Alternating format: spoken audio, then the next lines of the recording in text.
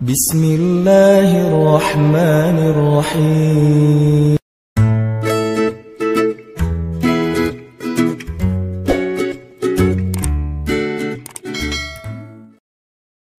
Maryam alaihassalam tumbuh. Sehingga Allah menyebutnya dengan istilah apa? Di surat Ali Imran. Fataqabbalaha rabbuha biqabulin hasan wa ambataha nabatan hasan wa kaffalaha Zakaria. Allah menerima Maryam dengan penerimaan yang baik. Menerima di mana? Untuk punya kamar di Masjidil Aqsa. Yang tadinya nggak boleh perempuan punya ruang di Masjidil Aqsa menurut tradisi Yahudi. Bukan agama Yahudi, tradisi Yahudi. Kalau agama langit dari dulu laki-laki dan perempuan itu sama-sama dihargai. Ketika agama ini mulai dirubah, maka nilai ini juga berubah. Sampai orang Yahudi bukan lagi punya agama, punya tradisi. Bukan punya syariat tapi punya kepercayaan. Tradisi orang Yahudi di masa Nabi Zakaria dan Maryam, cewek itu nggak boleh sholat di masjid. Jadi kalau ada yang bilang Islam itu tidak mengangkat kehormatan perempuan, berarti dia nggak ngerti Al-Quran. Dia nggak belajar sejarah, dia asal ngomong. Banyak orang asal ngomong sekarang tuh. Kalau kita belajar Al-Quran, sejarah gimana Al-Quran itu sangat mengangkat ke harga diri perempuan, itu banyak banget ceritanya. Salah satunya Maryam. Maryam itu mendobrak tradisi Yahudi loh, yang sekarang dielu-eluin, di Tomorrowland bendera Israel itu berkibar dengan begitu tinggi kan ya. Paling banyak bendera di Tomorrowland kan bendera Israel kan. Kita lihat di mapnya pesawat, rata-rata pesawat internasional, nggak ada Palestina, adanya Israel. Dan saya sangat tersinggung, karena yang benar adalah Palestina.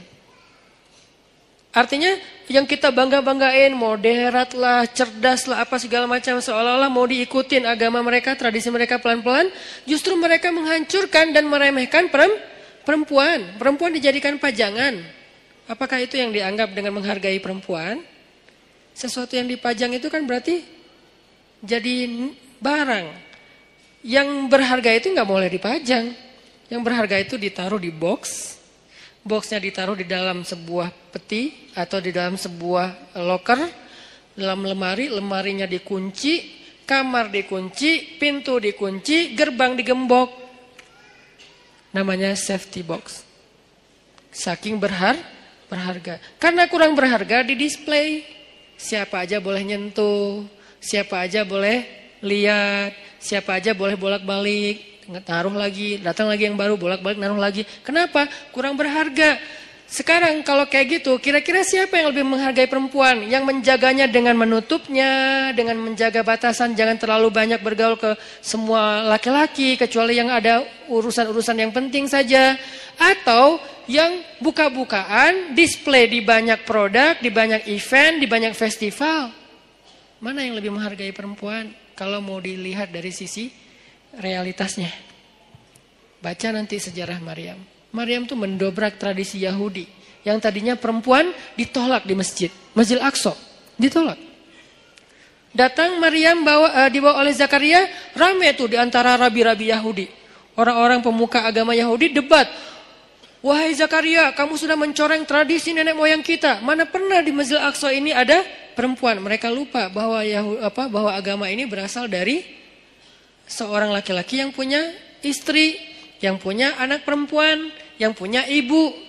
Manusia biasa yang tidak jauh dan tidak bisa lepas dari kehidupan seorang perempuan. Mana pernah di Masjid Aqsa itu ada perempuan dan gak boleh perempuan itu rendah. Gak boleh dia sama dengan laki-laki. Itu tuh doktrin Yahudi loh. Perempuan itu rendah sehingga dia tidak boleh diberikan hak yang sama dengan laki-laki. Perempuan itu hina, jadi nggak boleh masuk ke masjid yang mulia. Laki-laki doang yang mulia dan boleh masuk. Itu tradisi Yahudi sebelum datangnya Maryam. Datang Maryam, Allah takdirkan namanya pun Maryam. Dan tahu arti Maryam? Khadimah. Maryam itu artinya pelayan masjid. Itu arti Maryam. Saya memberi nama anak saya dengan kata Maryam, berharap dia melayani agama. Makanya saya kasih nama Maryam. Jadi saya tahu asal usul nama itu, sehingga saya bangga dengan nama Maryam. Bukan, pasaran Ustadz, biarin aja. Pasaran mungkin namanya, tapi sejarahnya gak pasaran. Coba cari sejarah seperti Maryam, ada gak yang nomor 2? Gak ada, cuma ada 1. Sejarah orang kayak Maryam ada duanya nggak? Nggak ada, cuma ada satu. Yang sekeren itu. Kalau ada sejarah yang lain, beda cerita. Khadijah keren, beda cerita. Fatimah keren, beda cerita. Asiyah keren, beda cerita. Tapi yang kayak Maryam, nggak ada, cuma satu. Yang paling kerennya, dahsyatnya luar biasa. Bahkan di antara 4 perempuan sempurna ini, sebagian ulama berpendapat Maryam nomor satunya. Jadi saya kasih nama Maryam. Saya berharap ya Allah, kelak mudah-mudahan anak saya ini Maryam menjadi khadimah lidinik, menjadi pelayan untuk agamamu. Arti melayani agama, dia memperjuangkan agama dengan potensi yang dia miliki. Maryam, makanya takdirnya bernama Maryam, khadimah di Masjidil Aqsa. Akhirnya debat adu dalil. Setelah adu dalil kalah nih rabi-rabi karena memang mereka bukan nabi kan, ngelawan Zakaria yang nabi. Yang cerdas, yang bijaksana. Akhirnya Allah berfirman, fataqabbalaha Maryam biqabulin hasanin. Allah menerima Maryam dengan penerimaan yang baik. Maksudnya Allah memuliakan Maryam. Berubahlah tradisi Yahudi sejak saat itu. Sejak Maryam masuk ke Masjid Aqsa, perempuan-perempuan Yahudi mulai boleh masuk ke Masjid Aqsa. Alasannya, tuh Maryam boleh, masa kami nggak boleh? Akhirnya boleh. Ini sejarah gimana agama-agama langit yang ditutup dan disempurnakan dengan Islam sangat menghargai perempuan. Tapi kan banyak laki-laki muslim tidak menghargai perempuan. Itu namanya human error, bukan sistemnya yang error. Bukan syariatnya yang error, orangnya yang error. Dan dia tidak mewakili Islam. Dia mewakili dirinya sendiri. Akhirnya Maryam tinggal di situ. Lalu ada kalimat wa ambataha nabatan hasana. Lalu dia tumbuh di sana dengan pertumbuhan yang baik. Nah, ini yang berkaitan dengan tema kita. Tumbuh dengan pertumbuhan yang baik. Bisa nabata, bisa nasya'ah. Kenapa untuk Maryam pakai kata nabata? Malam ini agak sedikit banyak ngulas tafsir ya. Kenapa Maryam pakai kata nabata, tidak nasya'ah? Sedangkan hadis tentang pemuda tadi nasya'ah, tumbuh. Kalau Maryam nabata, nabatan, wa ambataha nabatan hasanan. Kenapa nabata? Karena Allah pengen menghargai Maryam dengan istilah apa? Tumbuhnya pakai istilah bunga. Bunga itu nabata. Makanya jadi bahasa Indonesia, nabati. Tumbuh-tumbuhan. Kan saya dulu ngajar bahasa Arab. Lumayan lama. Jadi saya tahu banget bahasa Indonesia itu banyak banget nyerap dari bahasa Arab. Sehingga kalau kita mau bilang anti Arab segala macam, kita lupa sejarah tentang berdirinya negara dan terbentuknya bahasa kita sendiri. Bahasa kita itu dibentuk oleh ulama. Buktinya banyak bahasa Arab di dalam bahasa kita. Banyak banget, 80%-nya bahasa Arab. Bahkan bahasa Sunda, sebagiannya bahasa Arab. Ya, kalau saya pergi ke Kalimantan tuh saya bilang, kalian tahu nggak Katulistiwa itu bahasa apa? Bahasa apa Ustaz? Sanskerta? Bukan, bahasa Arab. Khatul istiwa. Khat artinya garis, istiwa artinya lurus. Garis lurus yang membentang di bumi. Kita nyebutnya bukan khatul istiwa, Katulistiwa. Karena kita nggak bisa bilang kha, jadilah ka.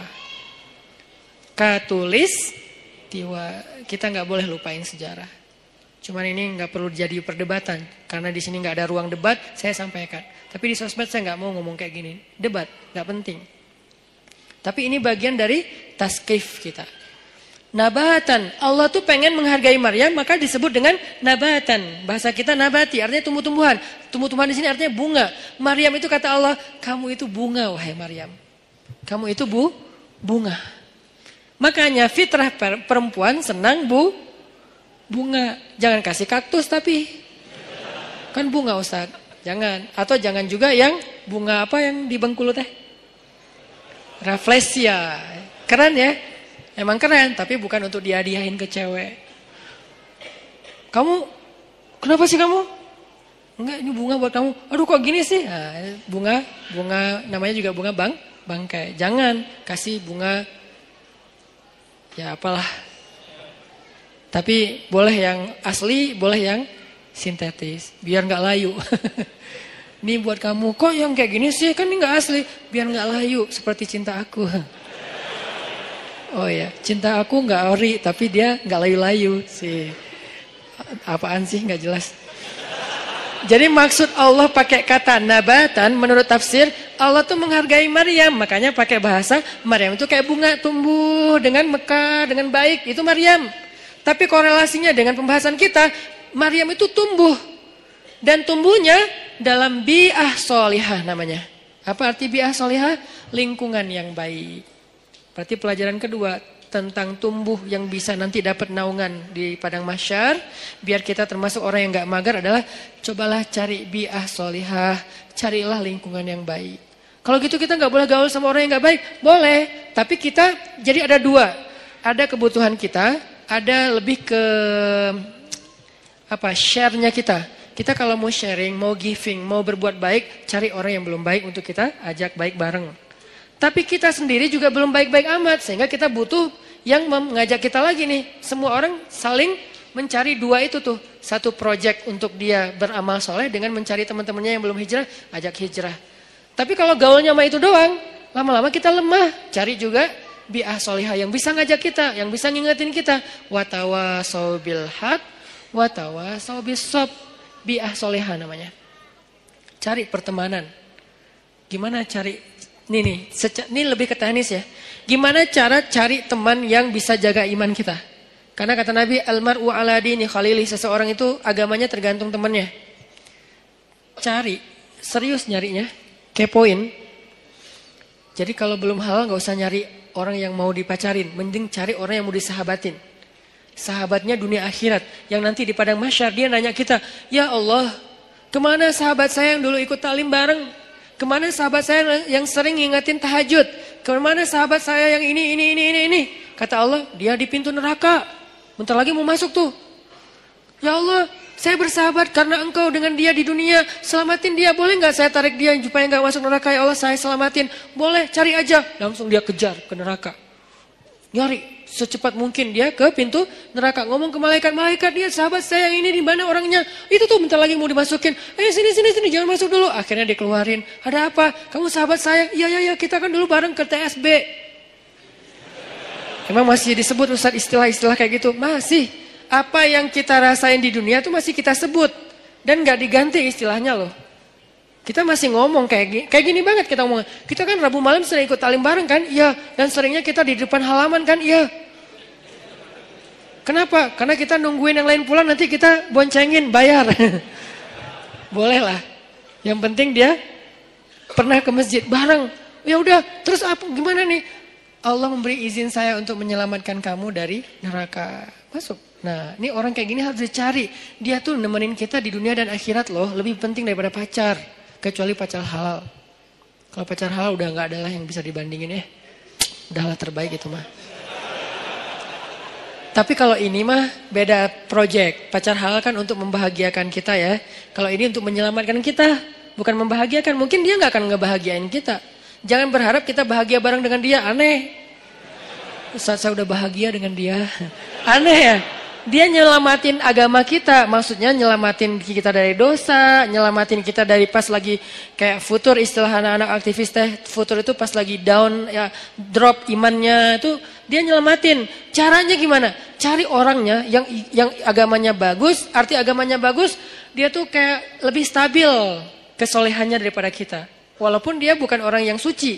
Kalau dia berbuat salah sesekali, jangan langsung pundung. Wah ternyata sama aja, udahlah saya cari yang lain. Nggak ada orang yang suci. Susah nyarinya dan gak akan ketemu. Mau balik lagi ke zaman Nabi, gak mungkin. Jadi cari orang yang lebih stabil ibadah atau agamanya dari kita. Ada orang kayak gitu, udah pegang tuh. Deketin dia. Bujuk dia, biar dia mau bersahabat dengan kita. Bujuk pakai apa aja, kasih hadiah, kayak bantu dia ketika dia ada masalah. Saya punya teman kayak gitu beberapa orang.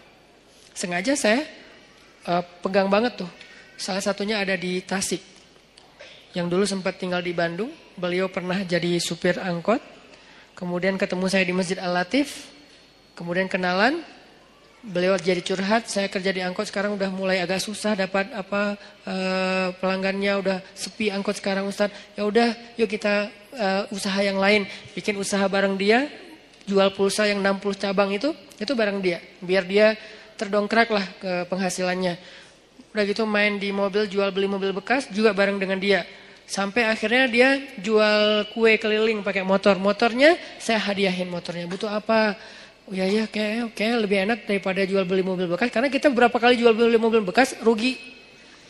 Gak tahu cara milih mobil, ketipu aja ya. Jadi akhirnya udahlah, kita gak usah jual beli mobil bekas gitu ya.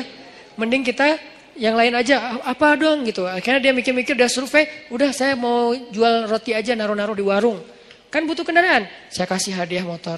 Gak mahal sih, semampu saya waktu itu beli motor bekas, saya kasih ini Pak pakai aja motornya. Oh, alhamdulillah Ustaz, alhamdulillah. Doa, nah doa ini nih yang saya nunggu-nunggu nih. Semoga Ustaz rezekinya bertambah dan segala macam. Benar, langsung Allah buktikan. Semoga makin bahagia, benar. Langsung, suamiku keren banget sih. Gitu. Itu tuh kan yang paling berharga ya, dihargain cewek kan. Itu tuh benar. Jadi dia saya jaga. Dia akhirnya mungkin karena ya Allah yang lebih tahu yang terbaik. Akhirnya dia nggak sukses juga tuh bisnis roti. Pindahlah balik ke kampungnya karena anak istrinya di Tasik. Dia di Bandung kan kasihan ya. Ketemunya cuma 2 minggu sekali. Akhirnya udahlah Pak ke Tasik aja nanti di sana butuh apa saya support. Di Tasik dia jual sayur pakai motor yang tadi saya kasih. Terus mau buka warung, bantuin buka warung. Kenapa? Saya pengen dia ingat saya setiap kali dia punya masalah. Sehingga kelak ketika saya punya masalah di akhirat, dia yang akan bantu saya. Di dunia, kalau dia punya masalah, saya bantu dia. Di akhirat, saya punya masalah, dia bantu saya. Itu prinsip saya tuh. Karena saya tahu ibadah dia. Dia pernah nginep di rumah saya waktu masih di Cimahi. Kan rumah saya tuh di tengahnya ada courtyard. Courtyard. Maksudnya ada ruang terbuka gitu. Ruang terbuka di belakang baru ada kamar buat tamu. Jadi biar gak nyampur dengan ruang utama. Jadi tamunya bebas, istri bebas di rumah. Jadi gak harus pakai hijab terus. Nah malam nih, jam 1 malam. Saya bangun ke dapur, dengar orang nangis di belakang. Ngeri kan? Jam 1 malam dengar orang nangis. Ngeri banget kan ya? Itu horor banget loh. Tapi berhubung waktu itu saya penasaran, saya buka pintu dapur, saya ngeliat pelan-pelan, saya buka. Nih pokoknya kalau ada yang aneh gua tendang nih.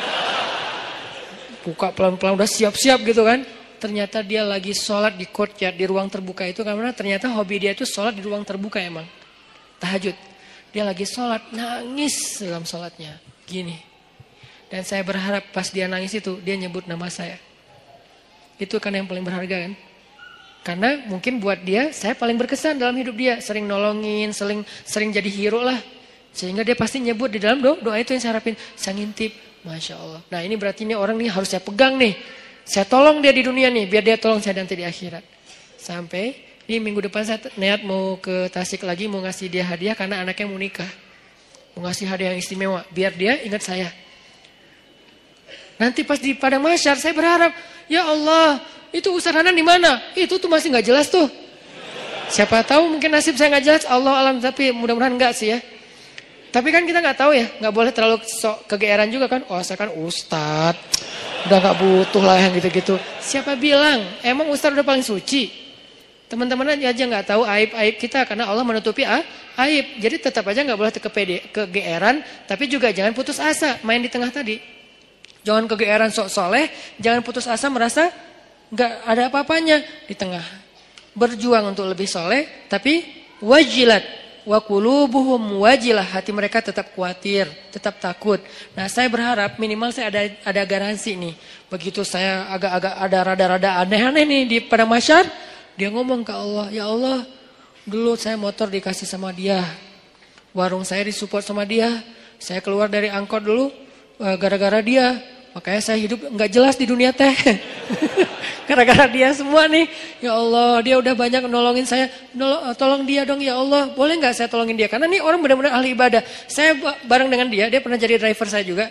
Bareng dengan dia nyetir ke Jakarta. Ke Sukabumi. Kita ada acara di Sukabumi, dia nyetir. Pak, bantuin saya nyetir. Oke, nyetir. Di mobil, saya tilawah surat Al-Muluk. Murajaah hafalan lah. Tabarakalladzi biyadihil mulku wa huwa ala kulli syai'in qadir. Wa laqad zayyana as-samaa'a ad-dunya bimasabih wa ja'alnaha rujuman lisyayatin wa a'tadna lahum 'adzabas sa'ir. Walilladzina kafaru Walilladzina kafaru birabbihim adzabu jahannam wa bi'sal masir. Itu yang lagi nyetir nangis terisak-isak. Saya aja yang tilawah nggak nangis. Kan aneh kan? Pas saya ngeliat, aduh nangis. Nangis juga ah. Masa saya yang baca nggak nangis, dia aja yang dengerin nangis gitu kan? Cepet banget air matanya berlinang. Berarti kan hatinya bersih. Berbaik sangka ya. La nuzaki ahadan Allah. Kita nggak menganggap seseorang suci di depan Allah, tetapi kita berbaik sangka. Hatinya bersih, lebih bersih dari saya. Makanya dia lebih mudah nangis daripada saya. Sabar banget sama anak-anak tuh, megang banget dia, luar biasa pokoknya. Nah ini nih saya pegang nih orang nih, nggak boleh jauh. Butuh apa? Saya support. Butuh apa? Saya harus punya kelebihan sedikit harta biar kalau ada dia butuh apa-apa saya pasti ngasih. Cuman itu yang bisa saya lakukan. Karena kalau fisik nggak bisa bantu dia fisiknya lebih kuat. Kita bikin mukhayyam tuh di Ciwidey, bikin mukhayyam anak-anak pemuda hijrah. Becek-becek, kita lagi berhenti istirahat dulu mau bangun tenda, dia bangun sendiri tuh. Dia cangkul semuanya. Pokoknya nih kita nyebutnya dia itu ini istilahnya tuh Hulk. Kayak Hulk tenaganya, kuat banget. Malam di gunung, di Leweng, kita lagi kemah-kemahan gitu nggak jelas. Malam-malam jam 1 malam kan kita mau tahajud nih, turun ke sungai kan. Yang pertama di sungai udah mandi tengah malam tuh dingin-dingin di Ciwidey dia.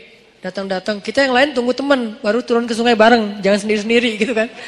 Dia mah kita lagi nunggu yang lain, bangun. Pura-pura ngebangunin teman, padahal nggak berani turun. Bangun, udah mau jam 1 bentar lagi qiyam, bangun. Pas kita udah pada bangun, dia datang. Hah, Pak? Kok segar banget? Habis mandi Ustaz, di mana? Di sungai. Ustaz saya anterin. Saya pura-pura gengsi gitu dong ya. Nggak usah, bisa sendiri gitu. Tapi dia maksa, saya curiga. Sampai sekarang saya tahu kenapa dia maksa nganterin saya. Karena dia baru ngelihat sesuatu di bawah.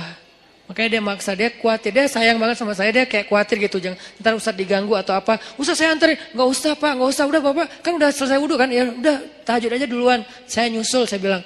Nggak usah. Dalam hati saya, anterin dong. Ngeri nih. Kan itu tengah hutan. Siapa tahu ada yang lewat putih-putih.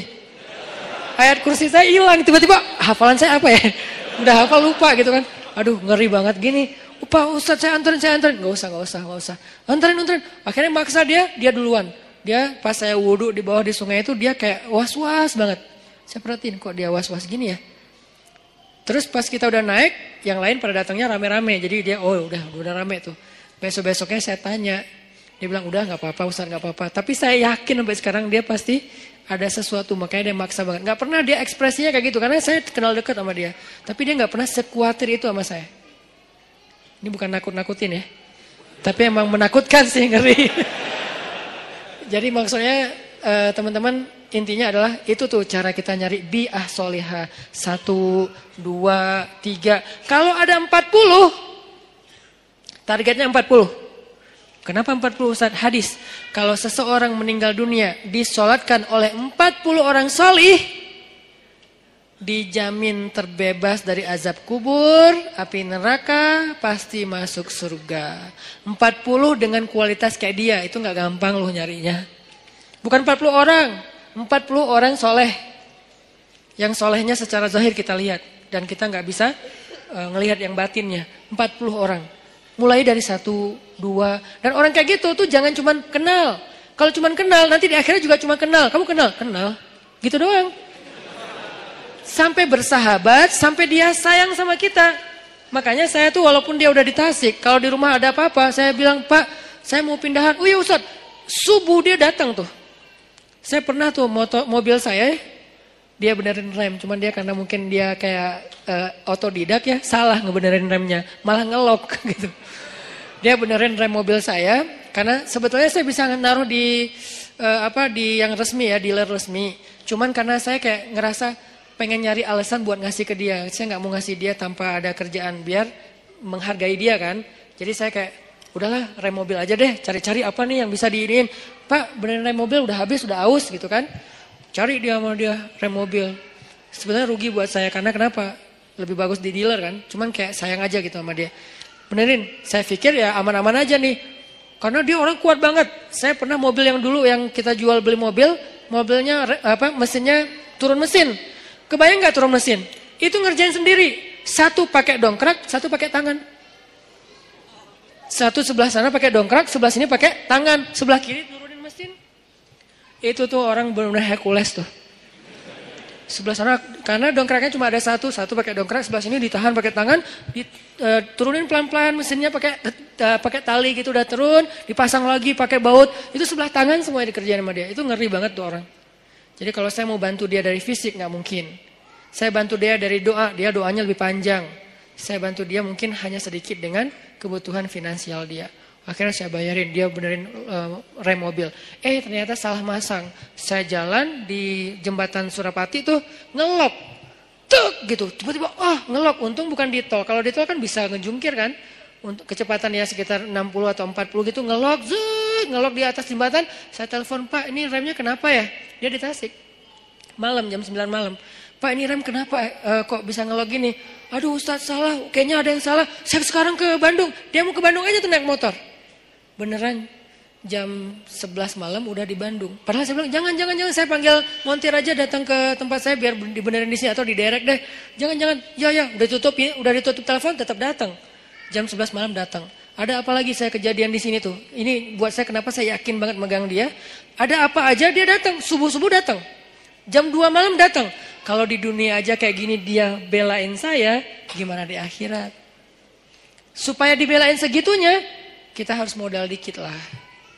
Modalnya apa? Bisa modal dengan tenaga kita, dengan perhatian kita. Kalau ada kelebihan rezeki dengan rezeki kita, apa aja deh pokoknya modal. Dapat 1. Saya baru dapat 3. 3 apa 2 lah. Pokoknya kurang dari 5 lah. Orang kayak gitu yang udah mau care banget sama saya di dunia. Dan saya berharap nanti kayak gitu care dia buat saya di akhirat. Kumpulkan 40 orang. Kalau bisa dapat. Begitu kita meninggal, saya yakin insya Allah kalau nggak ada halangan yang darurat banget, saya meninggal nih, dia pasti datang dari Tasik sholatin saya. Dan saya berharap ada 40 orang kayak dia sholatin saya.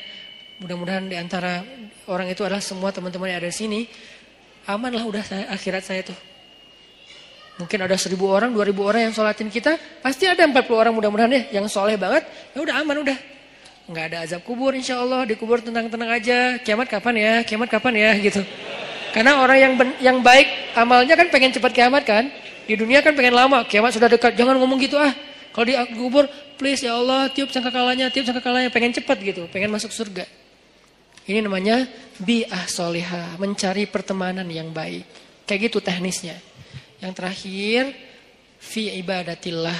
Kalimat fi ibadatillah ini artinya dalam hal yang tidak berbuat dosa. Satu, pemuda yang banyak godaan, yang penting istiqomah. Yang kedua, cari lingkungan, tumbuh. Kita habiskan waktu kita dengan hal yang positif, walaupun gak harus semuanya wajib dan sunnah. Dan yang ketiga, ibadah kepada Allah itu tingkatin. Kayak tadi, sibukkan diri kita. Sampai gak sempat mikirin dosa, sibukin. Apa yang bisa bikin kita sibuk? Yang menyenangkan gak apa-apa, tapi yang bukan dosa. Sibukin dengan ketemu teman, sibukin dengan misalnya ngerjain hobi, sibukin dengan olahraga, sibukin dengan main-main yang bermanfaat, sibukin dengan geng, sibukin dengan proyek sosial, naik lagi levelnya sibukin dengan Al-Quran, sibukin dengan ibadah. Pokoknya sibukin diri kita sampai gak sempat mikirin yang macam-macam. Itu baru namanya syabun nasya'a fi ibadatillah. Mudah-mudahan dengan gitu kita udah gak mager lagi insya Allah. Barakallahu fikum. Semoga semua yang ada di sini, teman-teman yang soleh dan solehah, kelak di padang mahsyar kita saling kenal, saling memanggil, dan saling menyelamatkan, saling menolong. Dan insya Allah semua kita termasuk di antara golongan yang Allah sebutkan orang yang mendapatkan naungan Allah di hari ketika tidak ada naungan kecuali naungan Allah. Allahumma inna nas'aluka ilman nafi'a wa qalban khashi'a wa amalan saliha wa rizqan halalan tayyiba. Allahumma ansuril islam wal muslimin. Allahumma ansuril muslimina fi Palestin. Allahumma ansuril muslimina fi Suriah. Allahumma ansuril muslimina fi Yaman. Allahumma ansuril muslimina fi Rohingya. Allahumma ansuril muslimina fi kulli makan. Allahumma wahid kalimatal muslimin wa wahid sufufal muslimin wa alif baina qulubil muslimin. Allahumma ja'alna minas salihin. Rabbana atina fid dunya hasanah wa fil akhirati hasanah wa qina azabannar. Barakallahu fikum, billahi taufiq wal hidayah. Wassalamualaikum warahmatullahi wabarakatuh.